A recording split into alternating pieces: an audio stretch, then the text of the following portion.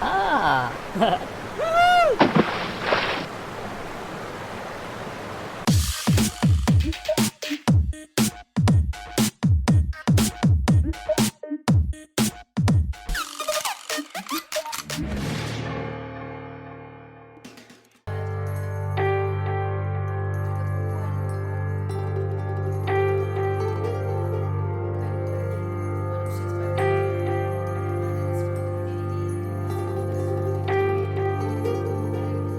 When did you know that you kind of found your niche in tattooing and your style that you wanted to go with?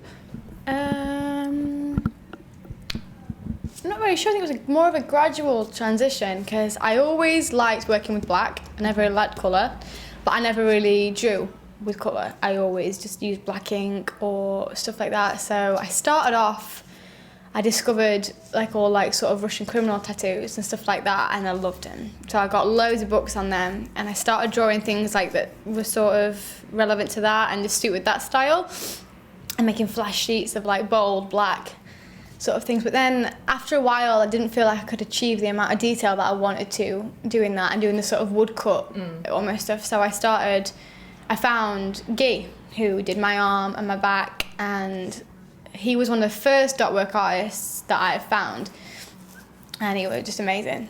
So I flew out when I was 18 and got tattooed by him. Well, you really liked it. Yeah, I did. Thing is, I'd got one tattoo before underage, which is not a good idea. It's really not. And it was basically anyone who's willing to tattoo you underage, it's not going to be that good. Yeah. It's not going to be, you know what I mean? Because no one's going to be willing to lose their job over tattooing someone underage.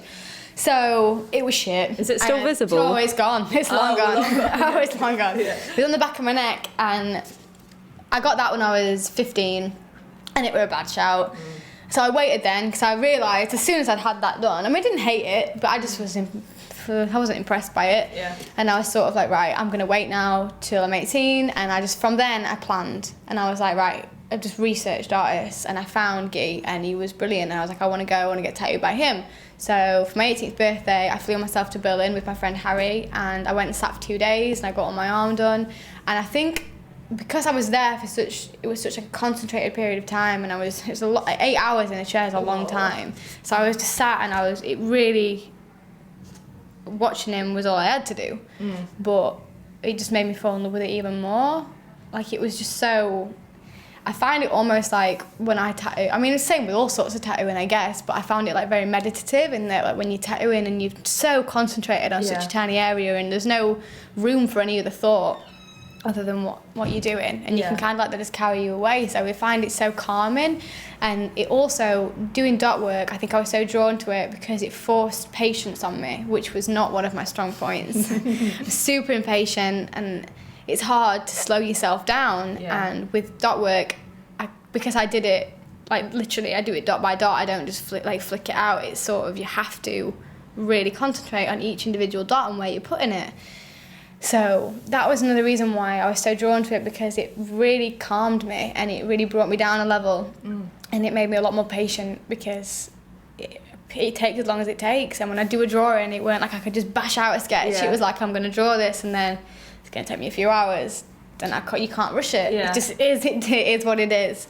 So I think that's why I really got drawn to that. And then watching Guy do my arm over those 2 days, and just the patience that went into that, and the thought, it just really did. It really attracted me to it.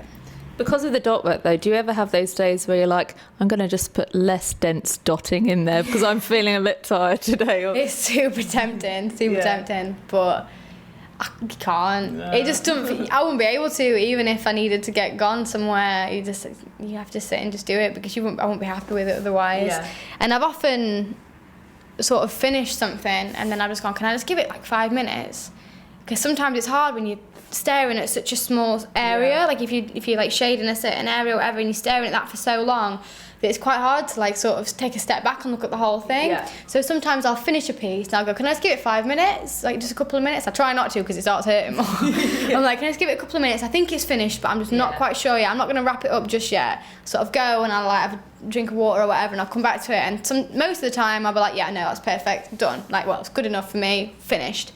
Nothing's ever perfect technically, but But then sometimes I'll come back to it and I'll be no. Now, fresh pair of eyes, I can see that I just want to do a little bit more over there. So, yeah, I do tend to sometimes go back to things in the same sitting and then just like finish it off a little bit or add a little bit more somewhere.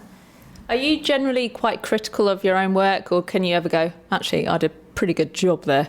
I think that it's a weird one, this, because I know a lot of tattooists say, and I do agree with them to like some extent, that you can never be satisfied with your work. You should always like strive for more and stuff like that. And I completely agree with that, and that you should always, it's a constant progression. Do you know what I mean? It shouldn't stop. But at the same point, I think that people need to be a little bit, don't be as hard on yourself, because sometimes you'll do a tattoo and you're like, yeah, it looks fucking sick, I smashed that. Well done, me. Yeah, give yourself a little bit of kudos. Do you know what I mean? It's not like everybody's going to lose any respect for you and think that you're arrogant, because that's not the case. But you should be proud of your own work.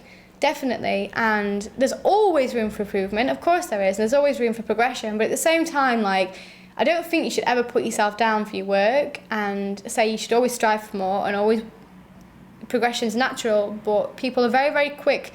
I think people are almost scared to say that they're proud of the work that they've done because they don't want to look arrogant. But you should be proud of it. Yeah. Is it in America, the culture's very different? Like they're very open about saying, I think I did well there, or I want to win something, whereas over here we're more reserved about that sort of thing. And it's that whole thing of always never feeling enough, and that should never be the case. Like, you're enough. You've got enough enoughness in you. Do you know? enoughness in there. Like, everybody's capable of whatever it is they want to pursue. Like, everybody's got the exact same amount of potential in them to do whatever, whether it be through whatever venture. So just stop being so hard on yourself. Do you know what I mean? Like, give yourself a pat on the back where it's due. Right. I'm not saying you have to go around singing your own praises all the time and blowing your own trumpet, but like, you shouldn't be too critical of yourself, because it can turn into almost that what's the word? Like deprecating thing. Yeah, that's it. Yeah. And that's not what you want to get into. Yeah. Because you're never going to be satisfied then if you get stuck in that little spiral. Yeah. Chilling. Standard. We're obviously really riveting in our conversation. That we are distracted by the dog as well. Yeah, that's good. Cheers, dude. Now, do you have days where you think, I'm not really feeling myself, I'm not sure how good I'll be at tattooing today? Because I know I have clumsy days, I have days where my brain is a bit mushy. Do you have that? No, that's a really good point. And I think everybody has those days. And some days you wake up and you don't necessarily feel your best, or a bit off, like a bit under the weather, whatever. But I must admit, coming into an environment like this, where I really love the studio and I really love this space, and it's comforting and it's inviting and it feels safe to me. So I must admit, whenever I come through the door, I always try and come before my appointments. I'll come and I'll just, just straighten up and just have a minute with myself, even if on the worst day. In fact, some of the worst days, I think, worst mornings have resulted in the best tattoos, because it's that thing when you're tattooing, it is slightly meditative in the fact that you have to shut off everything else because you're so concentrated on what you're actually doing. So it gives your mind a break, which is what everybody needs to reset. So often I'll do that, I'll switch off. It's almost like, what's the word? Autonomous, is that it? Like when you just doing something? Autopilot. Sometimes it is, and sometimes I just go on autopilot, and then you'll create something awesome, and you're like, shit, and then you feel so much better afterwards. Yeah. So definitely, I think you can always turn it, when it's something that you love doing, you can always turn around any kind of a day like that. And do you prefer to have people come in with a really challenging piece for you, or do you prefer like being able to go on that autopilot and something that you're used to doing that you've done lots of times? I really like someone to come to me with an idea, a rough idea, but I love it. I mean, every tattooist loves it when they say, like, I trust you, so here's an idea, run with it, sort of thing. Like, I get a lot of people coming to me sometimes when they've got like 8 different ideas in one, and sometimes you have to be brutally honest and be like, this is good, do just this bit, or do this, and then maybe a little bit of this in it instead. And 9 times out of 10, people are completely appreciative of that, and they're like 100%, and that's good. So I do like a challenge, but in terms of, I like that trust of not having, here's a picture, and I want it as much like this as you can make it, and it's got 8 different things going on in it, and it's full colour realism, and I'm like, God, do you know what I mean? It's like, that's just not going to happen. But I like to have just a little bit of wiggle room.